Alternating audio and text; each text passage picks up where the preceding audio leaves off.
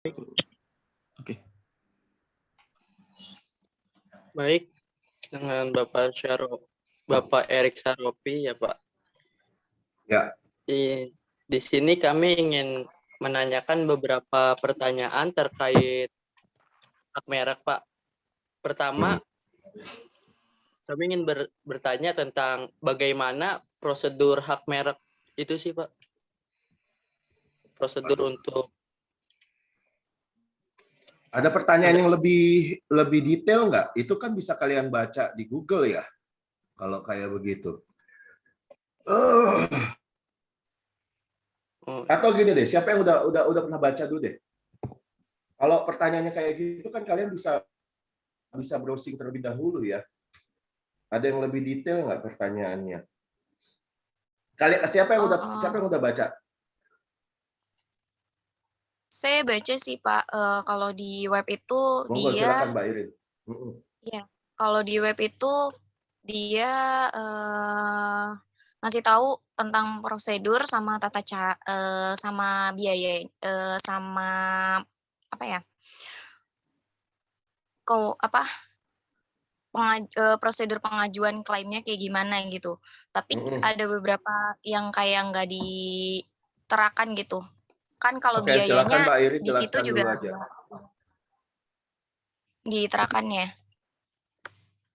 Apa yang kamu tahu tentang proses pendaftaran merek?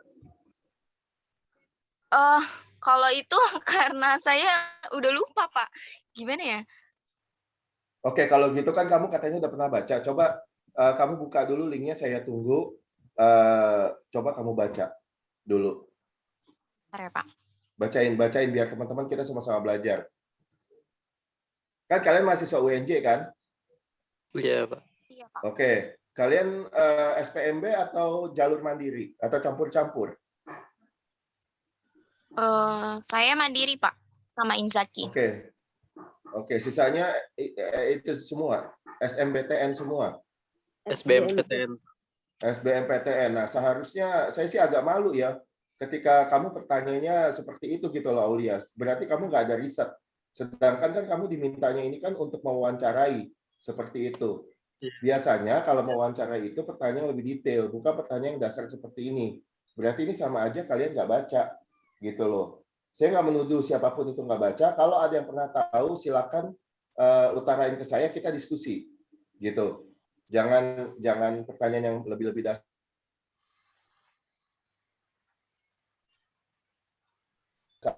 Oke, pertanyaan selanjutnya sambil nunggu Mbak Irit. Next, Aulia. Sebentar Pak.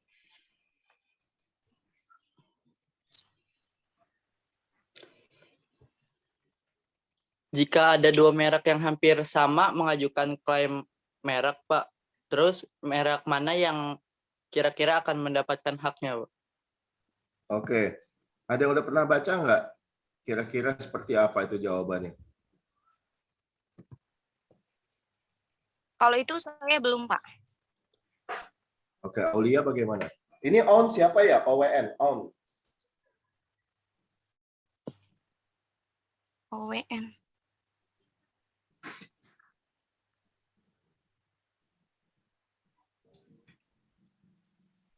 OWN siapa ya? Kayaknya itu Ivan Inzaghi, Pak. Dia pakai dua device. Oke. Coba sembari nunggu Airin, masih aku tunggu ya jawabannya ya. Nah, sembari nunggu Airin, coba klik link yang saya kasih barusan.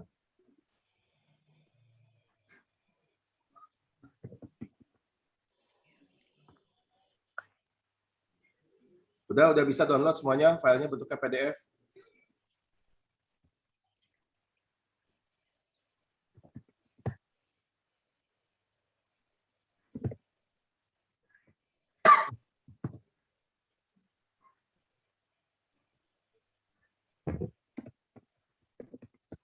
Halo, udah bisa di-download semuanya? Belum terkirim, Pak. Ada di chat Zoom.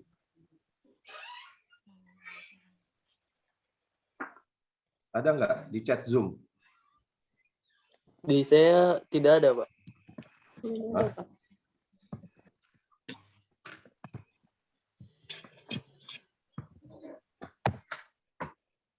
Ini saya ada WA masuk nggak? Ya ada WA. Ada chat masuk nggak? Masuk, Pak. Filenya juga masuk ini. Nah, itu Ivan masuk tuh. Jaringannya jangan minjem dong. Ada 2 file, Pak, drafting trademark sama Oke, betul. sertifikat. Betul. Oke, bagus tuh Ivan. Yang lain gimana yang lain? Belum ada, Saya- Pak.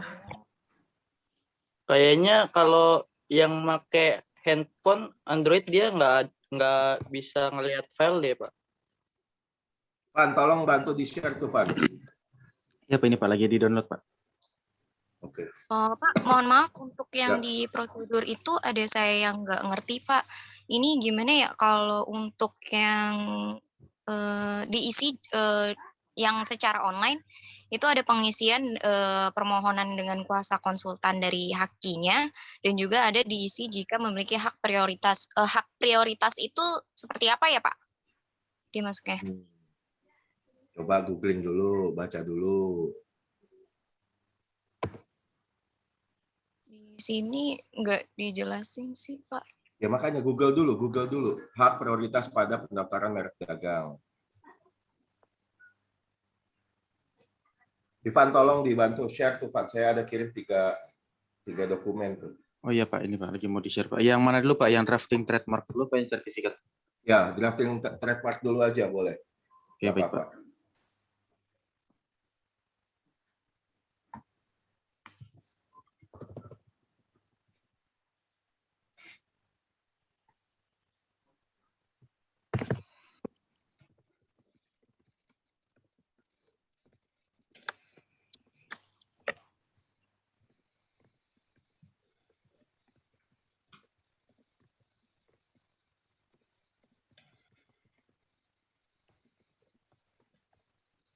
Ini, Pak. Ya.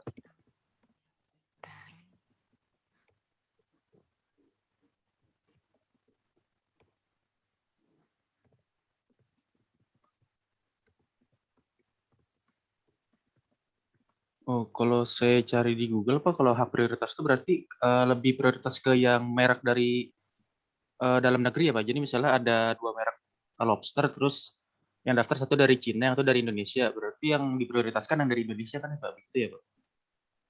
Kalau buat hak prioritasnya. Ya, dengan catatan tanggalnya lebih dulu ya. Iya. Oh, berarti kalau misalnya kayak kasus tadi cuma yang apply duluan itu si Cina dulu, berarti tetap prioritas Cina ya, Pak? Nah, kurang lebih kayak begitu. Oke, baik, Pak. Coba klik lagi di Google first to file. First to file. First to file. Yes, itu dia udah muncul. Oke. Nah, di situ udah jelas tuh. First to file and first to invent are legal concept that decline who has the right to the grant of patent or invention, any invention. Coba first to file pada merek. Kata kuncinya lebih lengkap.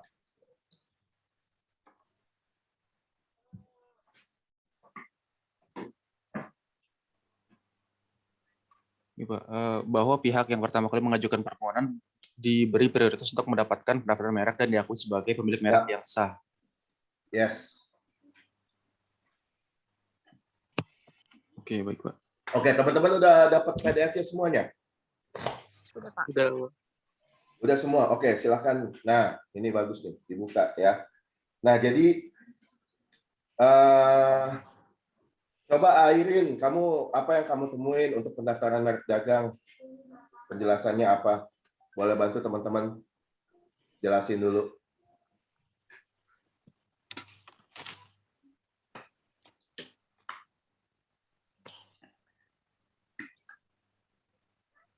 Oke. Dari syaratnya itu harus ada label mereknya, terus tanda tangan dari pemohonnya, dan juga surat rekomendasi dari UKM Bina atau surat dari UKM binaan dinasnya yang asli. Nah, untuk yang binaan asli itu kayak untuk pemohon usaha mikro dan usaha Ya. yang kecil. Nah, di sini udah bisa ngunduh untuk surat dari UMK-nya. Lalu yang terakhir itu ada surat pernyataan UMK yang bermaterai. Tuh, di sini juga ada yang contoh suratnya. Seperti itu, Pak. Oke. Di situ dijelasin nggak berapa lama proses pembuatan? Nggak dijelasin, Pak, berapa lama dia prosesnya. Oke. Baik. Nah, jadi saya langsung kasih contoh ya. Itu ada draft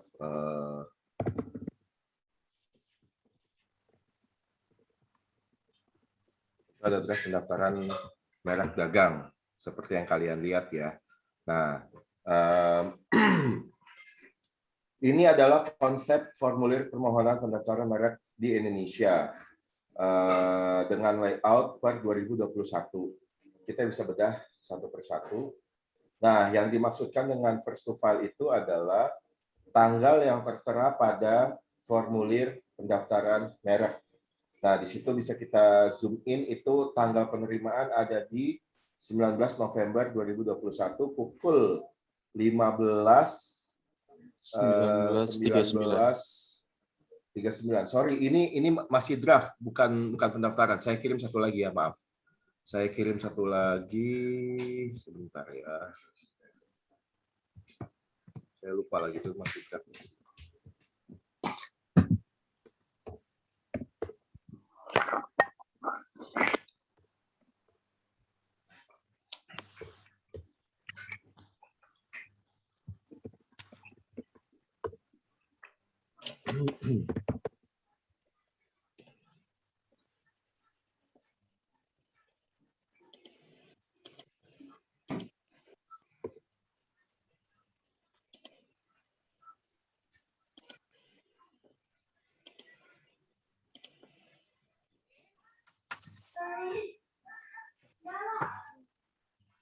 Iya, Mas.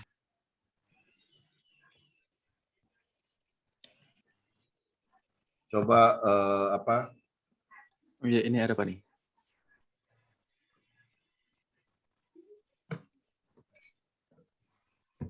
Ivan, nama kamu Inzaghi, emang papa kamu suka Inzaghi?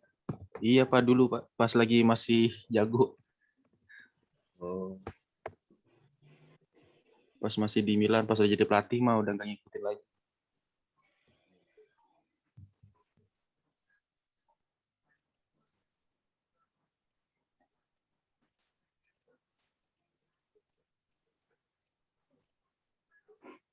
Pak, kalau untuk sertifikat ini keluarnya itu berapa lama ya, Pak? Sertifikat dari mereknya ini. Sebentar ya.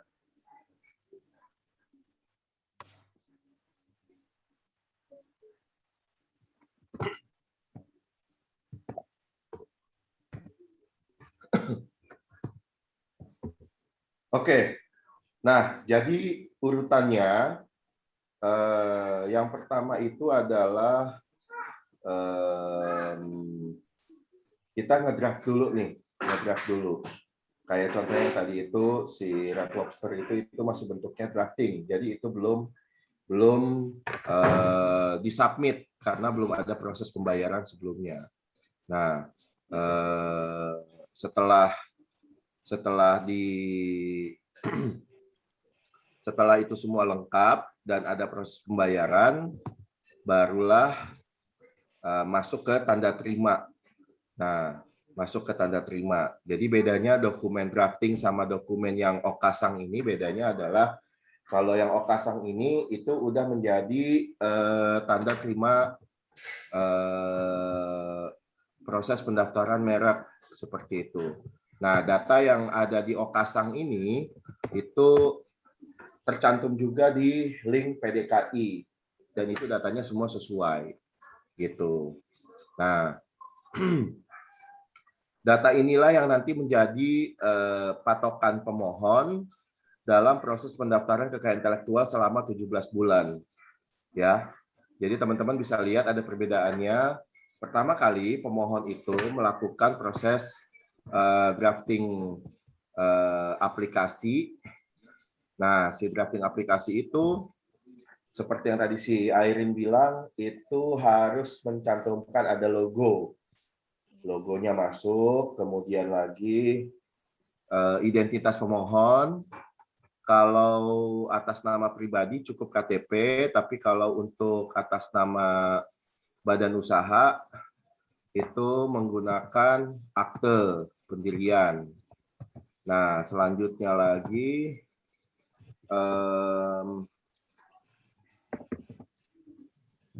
kita juga bubuhkan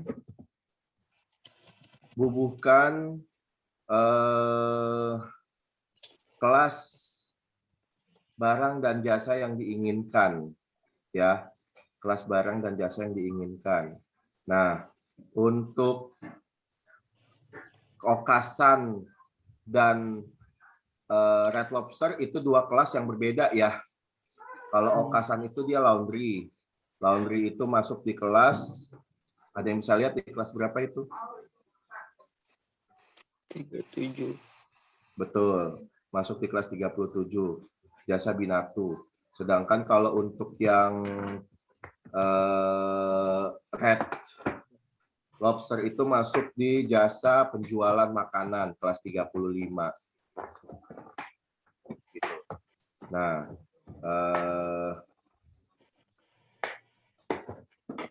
beda kelas klasifikasi kelas-kelas tersebut untuk membedakan jenis barang ataupun jasa yang akan didaftarkan di DJKI. Itu untuk memudahkan pemohon. Gitu. Jadi misalkan lagi kalau untuk kelas aplikasi, misalkan Ruang Guru ataupun Gojek itu masuk di kelas 9. Kemudian di kelas misalkan lagi di kelas digital finance kayak misalkan pinjamanku atau misalkan di apalagi yang terkenal ya gadai emas, nah itu masuk di kelas 36. Kemudian sosial media manajemen masuk di kelas 42. Kemudian jasa pendidikan ada di kelas 41 dan seterusnya. Nah, itu semua bisa kita lihat di websitenya milik DJKI, ada di skm.dgip.go.id. SKM itu adalah sistem klasifikasi merek. Nah, sistem klasifikasi merek itu bisa kita buka di situ. Di situ sangat jelas ketika kita klik. Misalkan saya ketik kondom. Nah, kondom itu masuk di kelas 10. Misalkan saya ketik lagi masker. Masker itu kalau masker kain masuk di kelas 25, sedangkan kalau masker untuk APD itu masuk di kelas 10. Saya ketik lagi misalkan mobil itu masuk di kelas 11 dan 12. Untuk mesin mobil masuk di kelas 11, untuk mobil sendiri masuk di kelas 12 dan seterusnya. Jadi seluruh barang ataupun jasa yang ada di Indonesia itu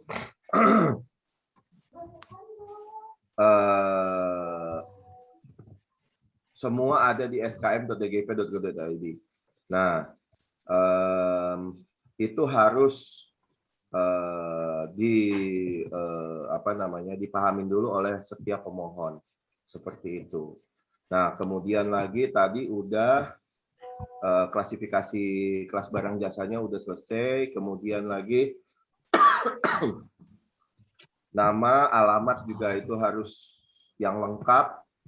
Kemudian kalau surat UMKM itu sebetulnya wajib nggak wajib sih, gitu. Jadi ketika mereka memang ada surat UKM silahkan dilampiran, kalau nggak ada juga nggak apa-apa, gitu. Dan seterusnya. Kemudian proses pembayaran, dan lalu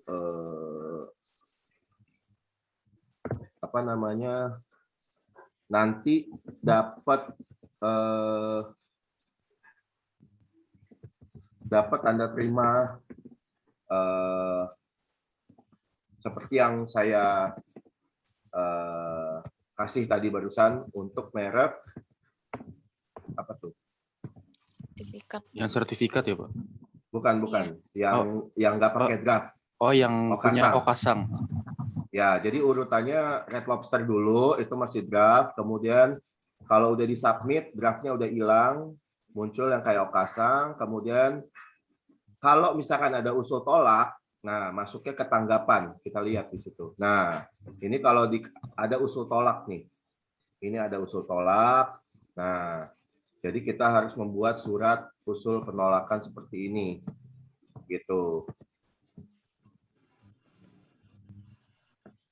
Selanjutnya kalau hasil dari pemeriksaan hasil dari usul tolak itu ada 2. Surat sanggahannya bisa kita terima atau tidak kita terima. Kalau tidak kita terima berarti mereknya ditolak. Seperti itu. Nah, kalau diterima merek tersebut mendapatkan sertifikat kekayaan intelektual seperti contoh yang tadi saya kasih unjuk. Gitu. Kira-kira itu sih. Baik, Pak. Oh iya Pak, mau nanya nih Pak, kan tadi ada bahas kelas-kelas ya Pak. Nah kalau misalnya ada kasus nih, misalnya ini kan Okasan Laundry ya, terus ada bikin dia Okasan Sushi beda terus logonya beda warna doang misalnya, tapi kelasnya beda. Nah itu gimana ya Pak ceritanya gitu kalau kayak gitu? Pemohonnya sama atau beda? Beda Pak misalnya, kelasnya beda, terus beda warna logo doang. Pemohonnya Oh berarti nggak masalah ya Pak selama beda kelas terus nggak mirip banget gitu logonya? Oke baik Pak.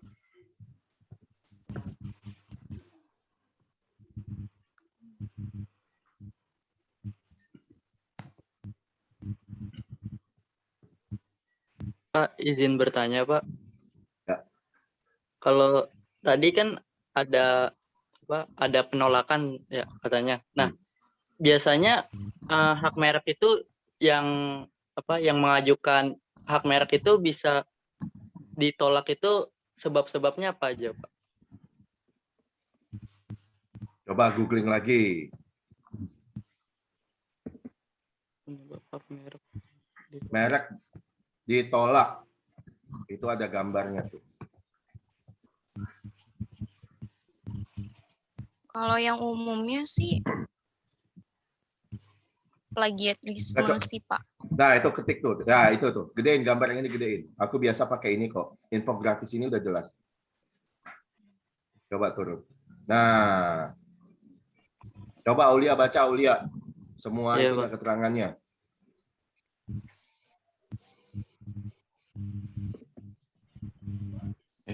Pada iklan.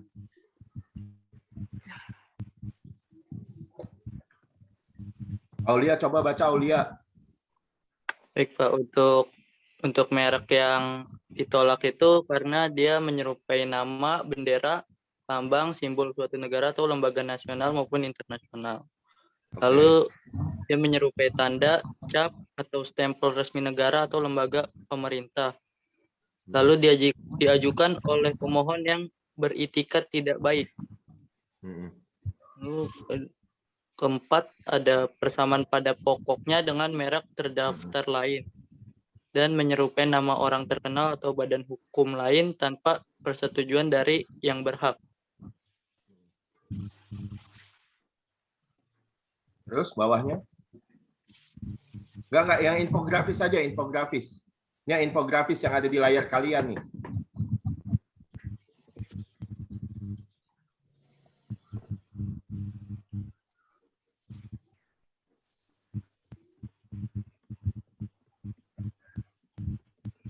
Halo, Aulia. Ini yang gambar Kentucky sama gambar Starbucks ini silakan dibaca. Oh, yang gambar Kentucky. Yang gambar... Ya, infografis itu adalah informasi dalam bentuk grafis. Itu gambar yang gambar KFC sama Starbucks, silakan dibaca. Ya, itu dia merek yang tidak dapat didaftar. Itu ada bertentangan dengan ketertiban umum, Ya. lalu dia sama dengan barang atau jasa yang dimohonkan pendaftarannya, Mm-mm. lalu memuat unsur yang dapat menyesatkan masyarakat. Mm-mm. Lalu keempat ada merupakan nama varietas tanaman yang dilindungi. Oke. Kelima, memuat keterangan yang tidak sesuai. Keenam, Mm-mm. tidak memiliki daya pembeda. Dan yang terakhir, merupakan nama umum dan atau lambang milik umum. Oke. Merek ditolak. Untuk merek yang ditolak itu dia karena menyerupai nama, bendera, lambang, simbol suatu negara, atau lembaga Mm-mm. nasional maupun internasional. Mm-mm. Lalu dia juga menyerupai tanda, cap, atau stempel resmi negara atau lembaga pemerintah. Dan diajukan oleh pemohon yang beritikat tidak baik. Mm-mm. Lalu ada persamaan pada pokoknya dengan merek terdaftar lain. Dan menyerupai nama orang terkenal atau badan hukum lain tanpa persetujuan dari yang berhak. Mm-mm. Oke. Ada pertanyaan selanjutnya Saya mau dari nanya deh, Pak. penjelasan barusan? Kan ini di bagian merek yang tidak dapat didaftar ada merupakan nama varietas tanaman yang dilindungi. Kok kenapa ini nggak boleh ya, Pak? Pakai nama tanaman gitu yang dilindungi. Oke, sebelumnya coba kamu cari di link PDKI. Kamu ada ide apa nama tanamannya? Coba diketik. Nah, Langsung di sini aja, Pak. Masukin ini iya namanya. dong. Iya dong. Tanaman dilindungi, coba Rafflesia kali ya, Pak. Coba. Ini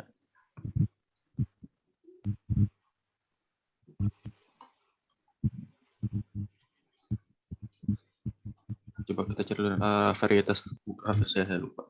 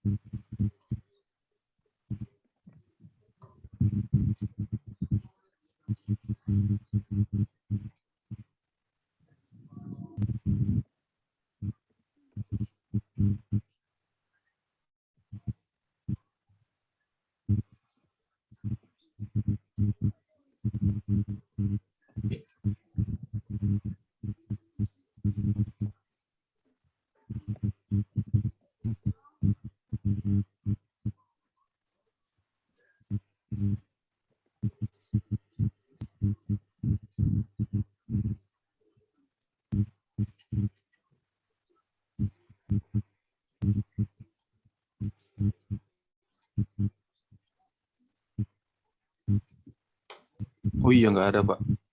Ini satunya nih, saya cari varietas tanaman yang baru, dia nggak ada di PDKI. Oke. Itu kira-kira kenapa ya bisa nggak diizinkan gitu, Pak? Coba googling dulu deh. Karena penjelasan tadi sebenarnya udah jelas sih. Itu kan ada scroll down itu. Oh iya, Kenapa alasannya? ada di sini ya, Pak. Merupakan varietas tanaman dilindungi.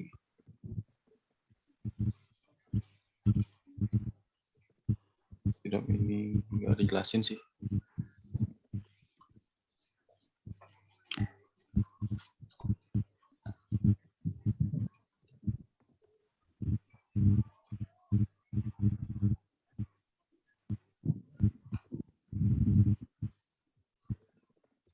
Apa penjelasannya di sana?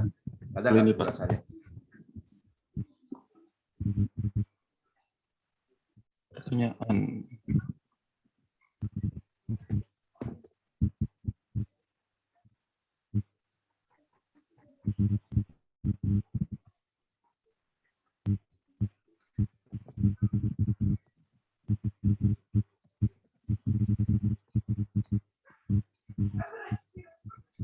Aja dulu.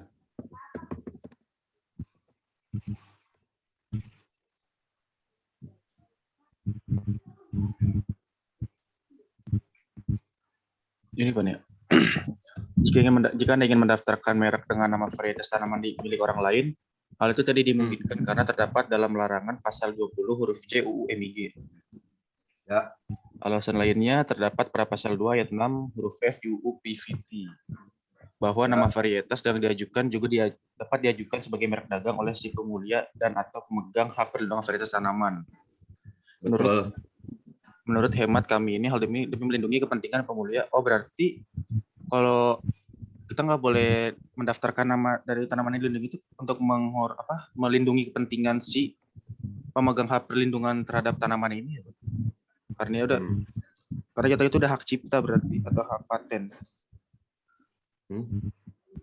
Kok jadi hak cipta hak paten? Ini kan ada kepentingan si nggak ada ya, Pak? Itu namanya hak kekayaan intelektual varietas tanaman. Oh, ada lagi tuh, Pak. Saya kira haki cuma ada hak merek, hak paten sama hak cipta doang. Berarti kalian benar-benar sama sekali nggak riset nih. Ya, saya risetnya cuma di haki yang tiga itu doang, Pak. Coba, apa itu haki? Haki. Googling, itu ada gambarnya kok. Apa itu haki? Hak kekayaan intelektual. Hak kekayaan intelektual. Ya, kalau nenek-nenek gondrong juga tahu bagian itunya. Cuman kan kita ngomongin rezimnya. Coba image langsung. Oh, image aja, Pak. Enggak, tadi kamu udah betul itu. Ngapain ngeklik ini? Langsung image-nya aja. Nah, coba turun. Bukan haki One Piece ya. Haki One Piece kekuatannya Luffy itu. No, langsung image tadi image. Tadi kamu udah betul itu. Yang ini, Pak. Bukan, itu lebih detail. Coba turun lagi. Ada gambar buatan saya kok. Terus. Coba turun lagi, turun. Nah, itu dia payung tuh. Tuh yang payung. Oh, yang ini, Pak. Ya. DJKI ini. Ya. Nah.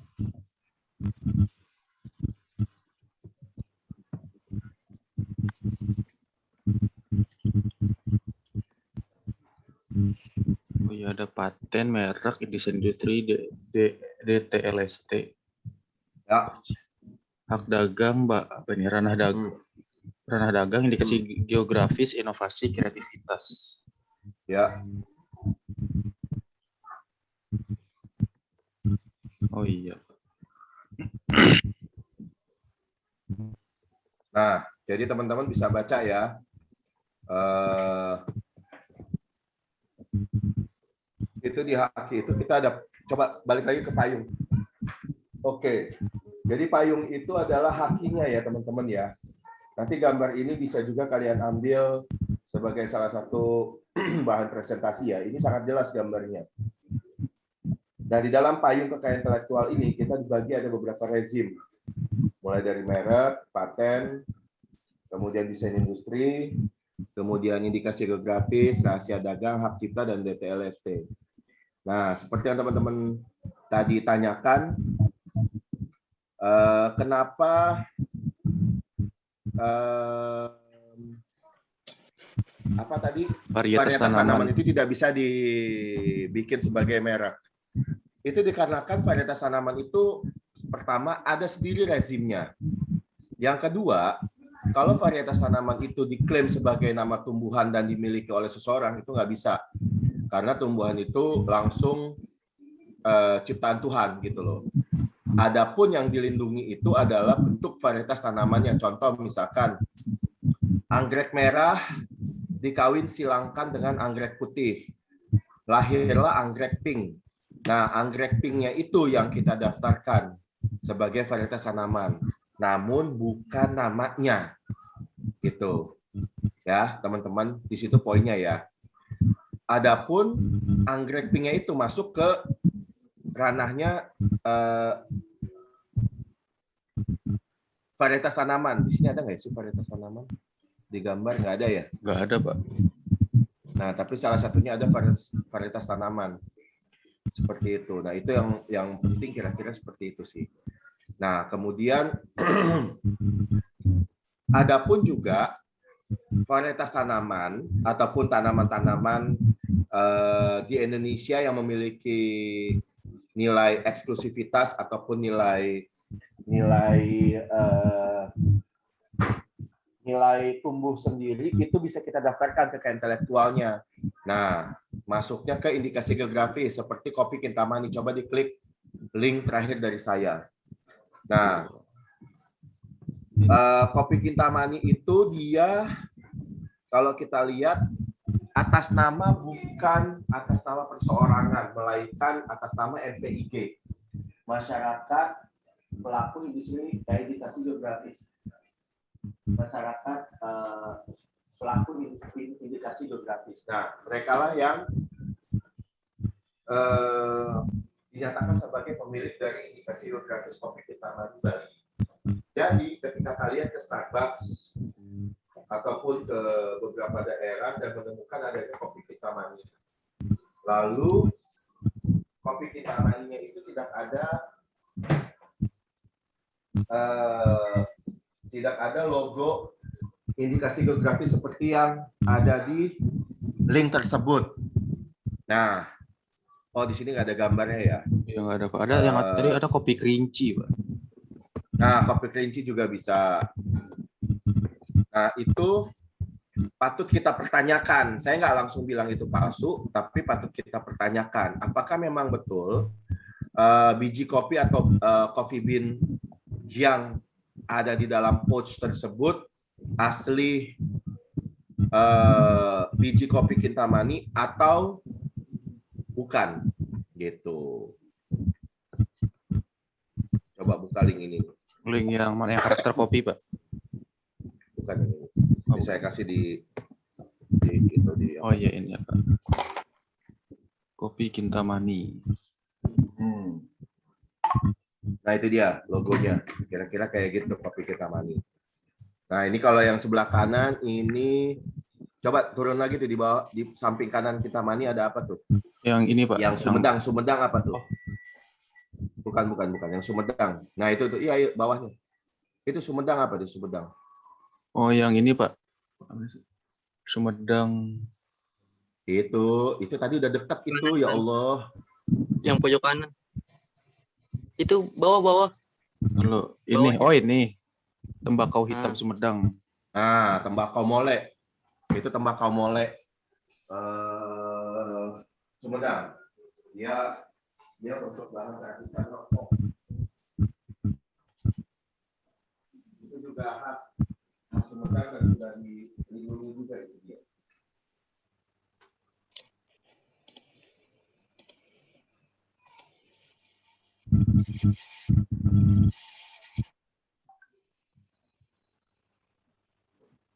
Ada lagi pertanyaan? Cewek-cewek masa nggak nanya sih?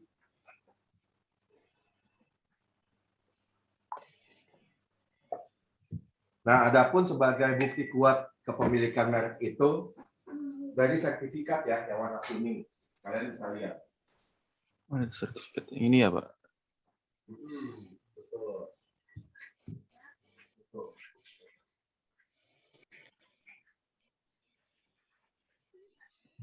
Nah, kalau udah muncul sertifikat tersebut, nah disitulah baru dinyatakan kepemilikan merek seseorang.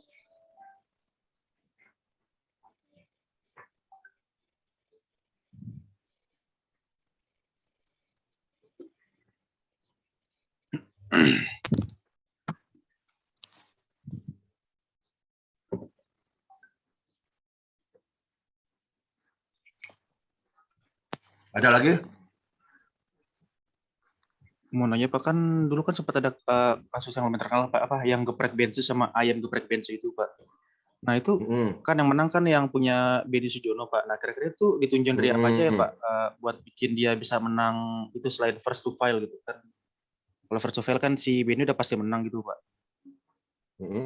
Kira-kira ditunjang dari apa lagi siapa itu biar bisa bikin si yang ayam yang asli ini menang. Soalnya kan saya udah baca juga beberapa beritanya si Ruben udah ngajuin hampir 28 apa 20 gugatan beberapa kali gugatan gitu kan Pak. Terus akhirnya di tahun 2020 dia kalah akhirnya kan Pak. Nah, kira-kira itu ditunjang dari apa aja sih Pak? Dia bisa bikin si yang pertama ini bisa mendapatkan hak mereknya? Ya selain pada dasarnya first to file itu udah segalanya sih, Oh gitu ya Pak. kayak gitu. Selebihnya ya tinggal dilihat lagi aja, misalkan bukti-bukti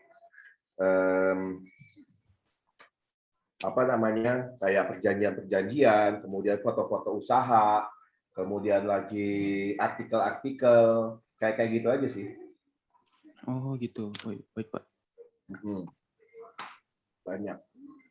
Oh terus pas saya pernah lihat juga ada beberapa kayak sketsa gitu kan, misalnya saya bikin merek kopi nih, tapi saya nggak daftarin ke Haki. Terus tiba-tiba ada kompetitor saya dia daftar ke Haki pakai nama merek kopi saya Pak. Nah kira-kira itu bisa saya gugat nggak sih Pak buat yang kayak gitu?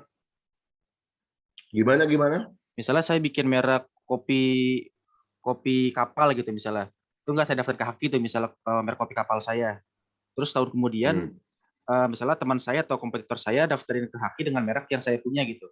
Nah kira-kira saya bisa nggak sih mengajuin gugatan untuk merek yang saya miliki, tapi saya belum pernah daftar? Ya enggak lah. Nggak bisa ya Pak? Ya enggak lah. Kan kamu nggak punya sertifikat. Oh berarti walaupun saya punya bukti-bukti, misalnya saya punya beberapa foto usaha dari Kan kamu nggak punya sertifikat. Udah selesai. Kan kamu nggak punya gitu. sertifikat.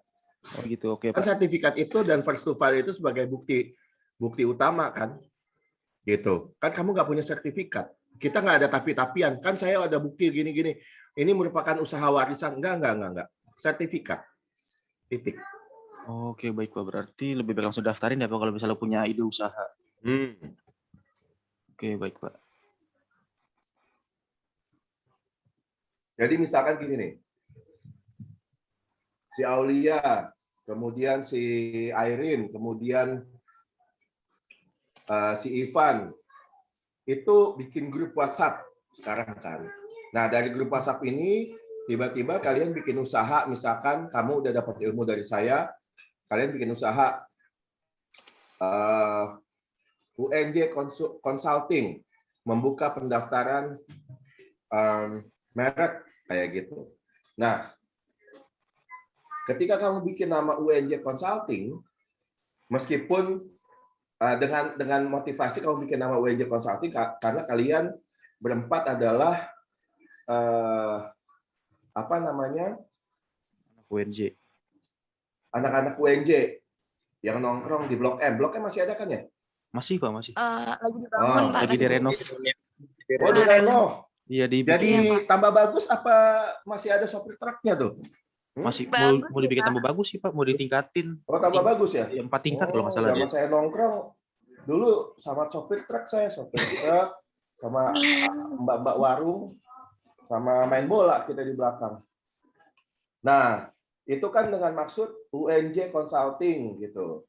Karena kalian anak UNJ. Tapi biar nggak terlalu sama dengan UNJ, kalian bikin jadi Universe Nation Universe Nation Jakarta lah gitu. Universe Nation Jakarta Consulting UNJ. Nah, kemudian kalian ada 2 skema yang saya ceritakan. Yang skema pertama, tiba-tiba UNJ menuntut kalian. Kenapa? Karena kalian menggunakan nama atau menggunakan singkatannya itu sangat-sangat merepresentasikan satu universitas di Jakarta. Kaget. Kenapa? Karena dari awal pun kalian sudah menggunakan aset milik orang lain. Jadi meskipun kelihatan sederhana, cuma singkatan doang UNJ, itu tetap aja kalian nggak bisa. Gitu loh. Sama halnya seperti Kentucky Fried Chicken. Kentucky Fried Chicken itu penyebutannya orang ada 2 macam, bisa KFC, bisa Kentucky Fried Chicken. Gitu.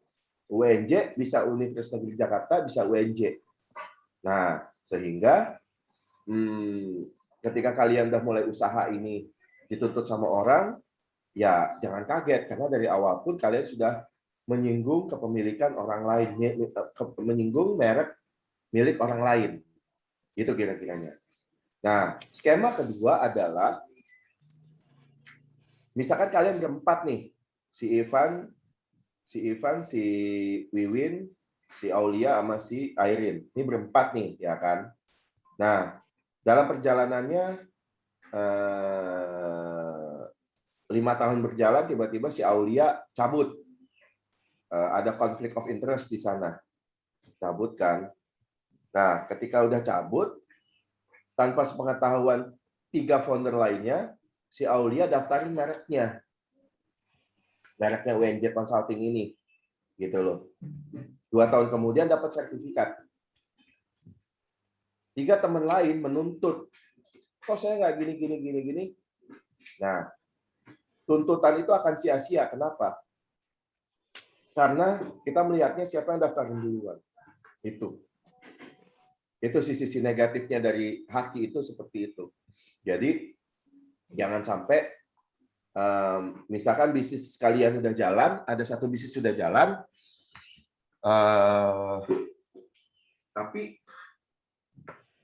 sama sekali tidak memiliki pendaftaran kekayaan intelektual satu aja, itu sama sekali nggak ada, itu sangat-sangat rentan dan riskan. Gitu teman-teman. Ada lagi pertanyaan? Cewek-cewek jangan diem aja dong, tanya dong. Dari saya belum ada sih, Pak. Ya diadain dong. Mungkin dari Wiwin mungkin ada nggak? Dari saya belum ada, Pak. Oke. Ada lagi yang mau ditanyakan? Iya Pak, kan ini kan ada merek, misalnya mereknya udah jadi, Pak, itu masih bisa digugat nggak sih Pak? Mereknya udah keluar sertif nih misalnya, itu masih bisa digugat terus bisa batal nggak mereknya itu Pak? Oh bisa aja, asal pembuktiannya kuat. Oh gitu Pak. Namanya proses menggugurkan merek.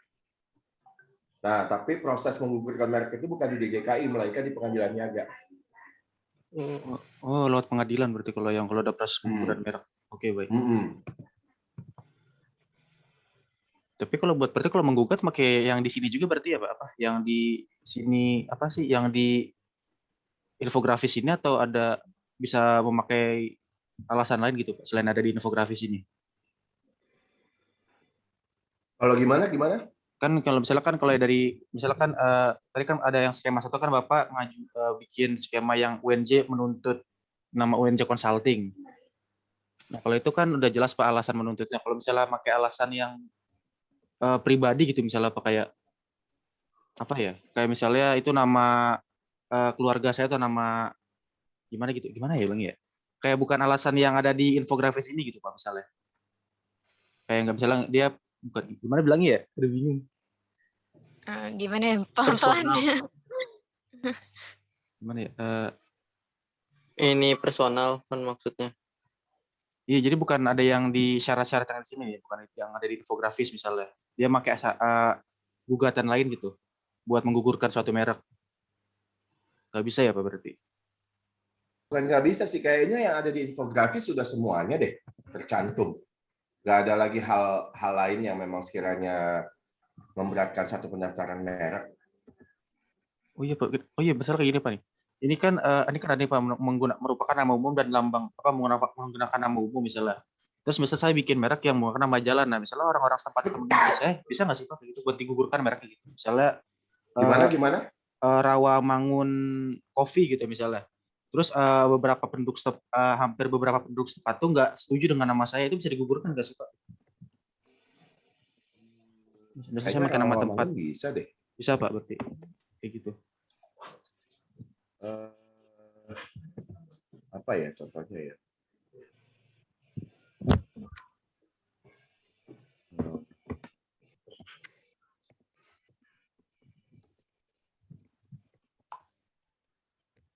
Ini bisa, bukan yang apa ya? Contohnya nama tempat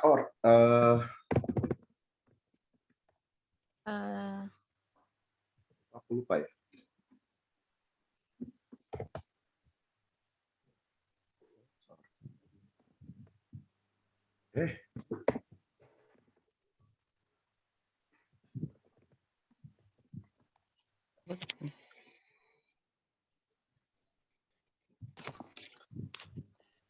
Media Kelapa Gading, info Kelapa Gading itu nggak ada masalah kok, bisa.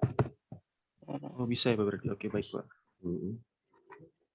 Nama tempat bisa kok, bukan suatu masalah nama tempat itu. Rawamangun kayaknya ada nama Rawamangun. Ayam bebek Kalasan. Nah itu bisa, tidak ada masalah.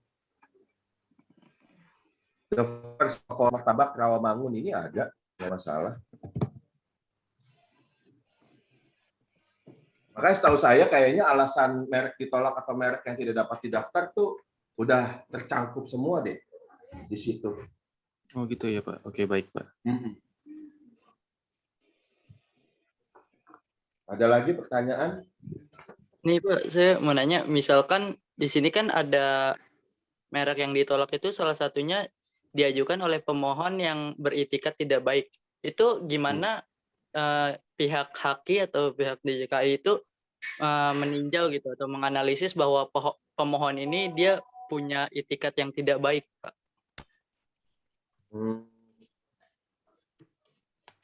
Gampang aja, misalkan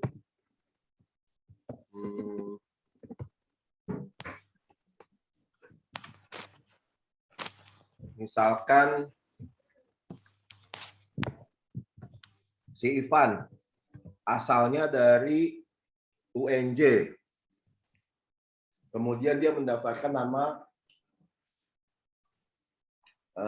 merek Louis Vuitton atau merek Supreme ke DJKI, ya udah, namanya boleh oke, Ivan Inzaghi, tapi alamatnya misalkan di Pulau Gadung, ya udah kita anggap itu mereka tidak memiliki etikat tidak baik, kecuali alamatnya di Prancis atau di Amerika. Nah, itu kita lihat lagi apakah si Ivan Inzaghi ini salah satu direktur dari Louis Vuitton atau dari Supreme gitu loh. Kalau ternyata beralamat di Pulau Gadung dan tidak memiliki hubungan apa-apa dengan dua brand tadi, ya kita anggap itu memiliki etikat tidak baik. Baik Pak. Gitu. Ada lagi? Mungkin kalau dari saya sudah cukup sih, Pak.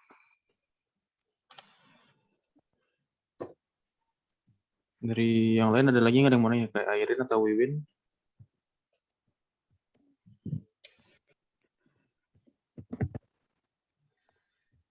Ini tugas kalian bentuknya apa sih? Laporan Pak, laporan sama PPT. Laporan sama PPT, Pak. Iya Pak, nanti di presentasi. Jadi Laporan yang sama PPT kalian itu isinya apa? PPT isinya ya apa kayak alur kayak yang sudah dijelasin sih Pak, kayak alur pendaftaran, terus apa gitu prosedur hak merek, tata cara, terus biaya gitu kan. itu Biaya yang umum banget. Ya iya Pak, yang masih umum sih Pak, yang bisa di searching. Iya. Ya udah contek aja tuh slide set saya. Iya, Pak. Lu ketawa, lu kan tukang nyontek semuanya. Banyak tugas, kita cari cara tercepat bagaimana caranya agar tugas ini dikumpulkan. Ya nyontek, bro. Masa iya mau bikin sendiri, dewa. Nah, itu udah ada tuh bahannya, tuh udah gue kasih tuh. Coba klik dulu. Ya ini slide share Eri. Klik. Huawei.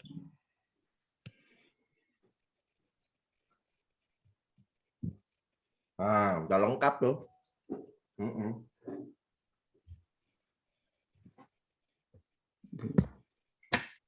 Nah.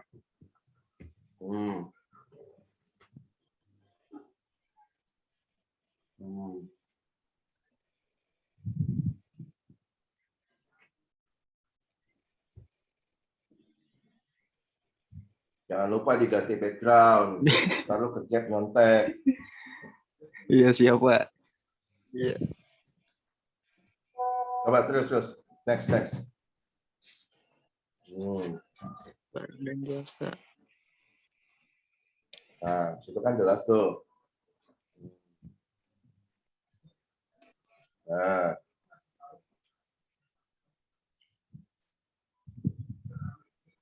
Nah, ini masih yang model lama ya, jangan lu ambil juga tuh. Itu juga masih model lama tuh.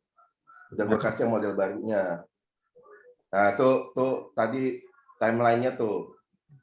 Oh, sistem perlindungan merek. Back. Sebelumnya. Oh, ini, Pak. Nah, ini timeline-nya. Ya kan, selama 17 bulan kita breakdown.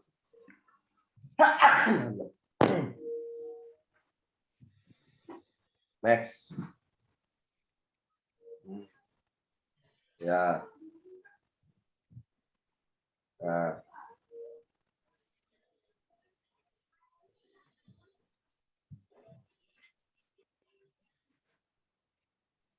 Hmm. Hmm. Hmm.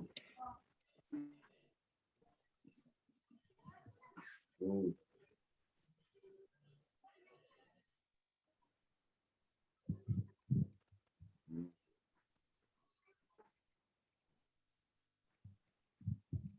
Udah habis, Pak. Oh, udah gitu. Ada lagi pertanyaan? Belum sih, Pak. Dari saya udah habis pertanyaannya, Pak. Bingung mau nanya apa lagi. Oke, kalau udah habis ya udah. Selesai. Dokumentasi dulu kali ya, Pak. Foto. Oh, boleh dong. Iya. Foto, Pak. Kita dulu. screenshot.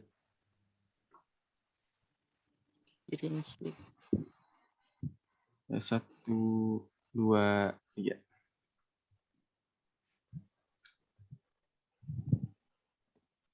Udah, Pak. Oke, udah? Iya, Pak. Udah, Pak. Udah. Baik. Iya, makasih ya, Pak. Udah mau Baik. diwawancara, Pak. Sama-sama. Nanti pokoknya kalau ada pertanyaan lagi, silakan japri ke saya.